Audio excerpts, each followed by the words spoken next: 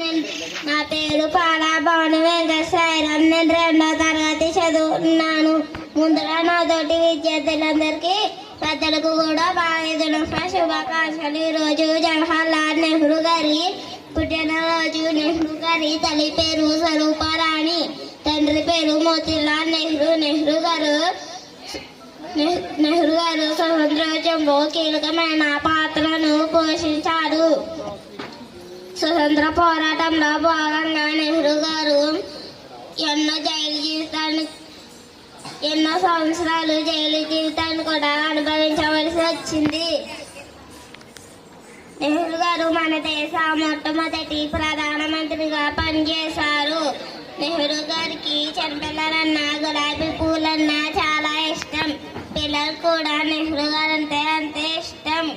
అందుకే ఆయనను ముద్దుగా చాచా నెహ్రూ అని పిలిచేవారు.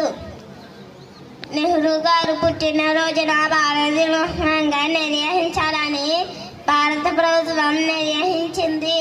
నెహ్రూ గారు చేసిన సేవలకు గాను భారత ప్రభుత్వం ఆయనకు భారతరత్న అవార్డును ప్రదానం చేసింది.